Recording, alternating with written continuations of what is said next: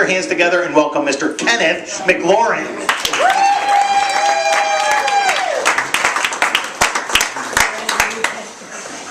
What's up, folks? How y'all doing? Yes, being the first black comic up here, I want to let you folks know that it is comedy. I don't want y'all to see me and be like, oh shit, it's an auction.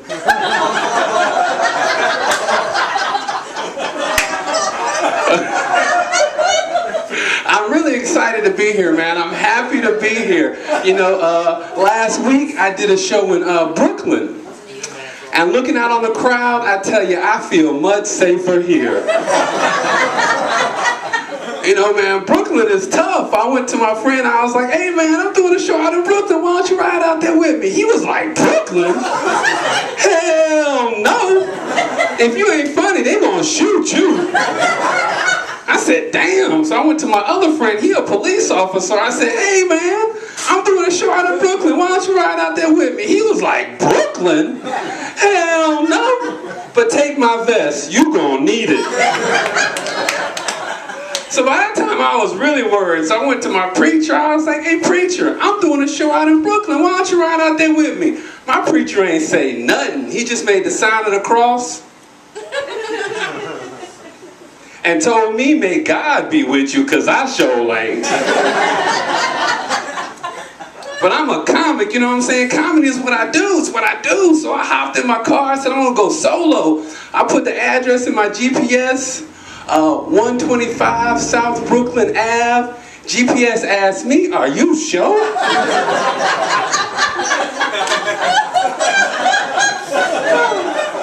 I pulled up in the parking lot, GPS said, hey man, just put me in the glove compartment. I know these Negroes.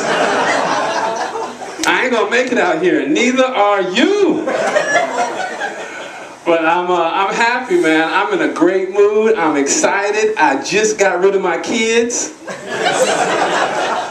And some of y'all are wondering, well, how the hell did you do that? It's actually very easy.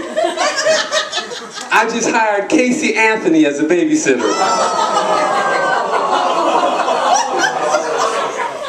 Don't be like, oh, y'all don't know my kids. But no, actually, there was my grandmother in North Carolina, and I must say, this long-distance relationship is working out pretty well. It is, man. Kids are weird, man. Folks say, like, you know, kids teach you things about yourself. And it's true. My kids taught me that I hate kids.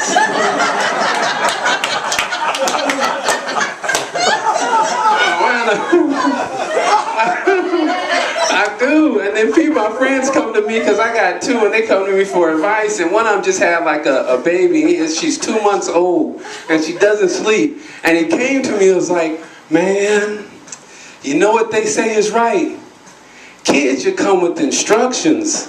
I was like, fuck that. Give it 2 more months, you gonna wish they came with a receipt.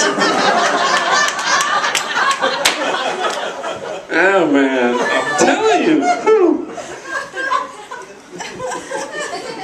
And my daughter, man, my daughter is tough, man. My daughter is 11 years old with an 18-year-old attitude.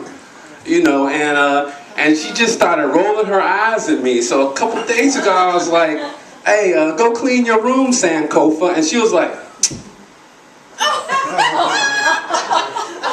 and I got mad and I was like, don't you roll your eyes at me no more. Go clean your room. And this time she ain't roll her eyes. She just kept them real straight and rolled her whole body around them. I was like, damn, how'd you do that? But the funny part, I was working on this joke, and I was in my house trying to roll my eyes, and I couldn't get it right. I was like, damn, I can't do it. So I asked my daughter, how do you do it? How do you roll your eyes? She was like, oh, in your head, you just gotta think motherfucker.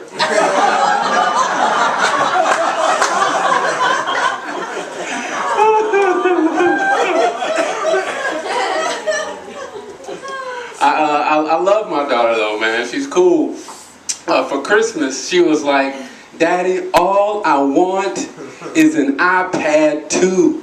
That's all I want for Christmas is an iPad 2. And me being the kind father that I am, I got her an Etch-a-Sketch with a Polaroid camera attached.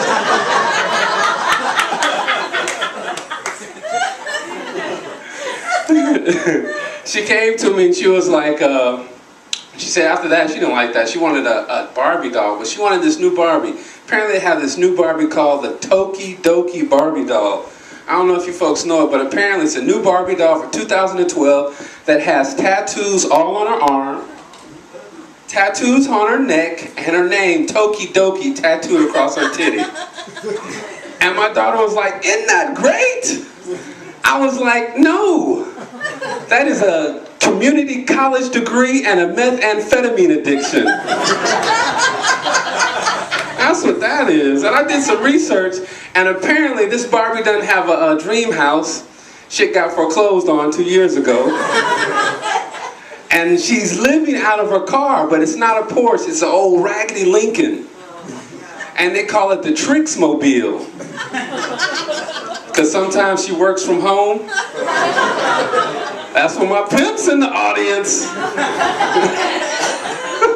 Big pimpin'. And it made me think about, like, you know, other sort of cool Barbie dolls. And I was like, what about a Kim Kardashian Barbie doll, right? You know, that would come with like fake ass implants, a sex tape, and whenever you scratch it, it will smell like black rappers.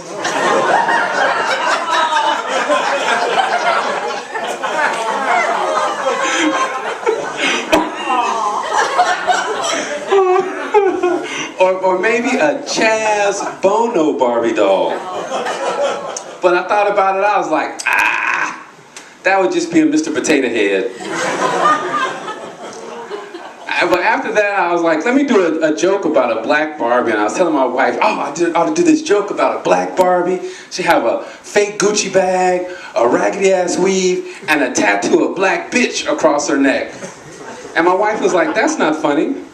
I'm a black woman. I don't have that. She was like, I speak 4 languages. I'm getting a degree from Cornell, and the only tattoo I have is a tattoo of 6 digits in my bank account. So I was like, all right, we'll do this joke again.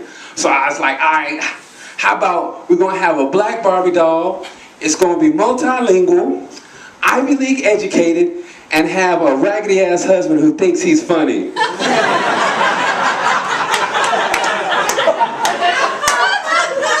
She was like, nah, that's a joke. That is a joke, man. Oh man, you know, I just joined the Y and I was out there playing basketball, and playing basketball made me realize that I'm old, man. I mean, cause like when you're like my age, when you're like 38, you're old. Cause like when you're young, when you're 24, you know, like your mind and your body, they act together in concert. Your mind says do something, your body just reacts. But when you're 38, you know, your mind and body have been divorced for a while. And then your body has a mind of its own. So I was out there playing and I got on a fast break and I was by myself and I had the ball and my mind was like, dunk! And my body was like, why don't you just trip and fall, Pops? Left me on the ground. Before I get out of here, I want to share with y'all folks a black fact. A black fact, since this audience is so diverse, I want to share with you a black fact, a little known fact about black people, so like tomorrow, you folks can go and speak authoritatively about us in the office. In 2012, black people cannot use telephone banking. We can't use telephone banking. Can't use it for 2 simple reasons. Fo and Sem. Y'all know Fo? That number between 3 and 5 that the rest of the world knows as 4.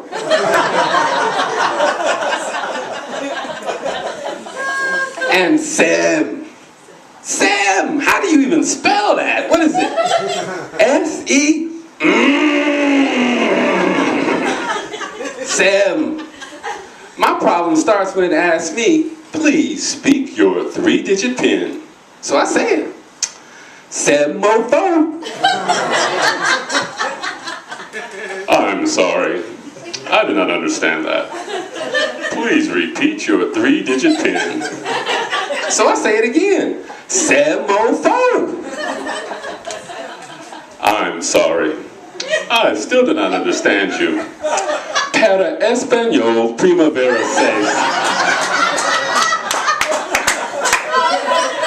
So now I'm indignant, you know what I'm saying? And I'm like, Semofo, damn it, Semofo. Oh, shizzle, my nizzle. I still ain't understand you. But for Ebonics, please press fo. My name's Kenneth McLaurin. Thank you very much.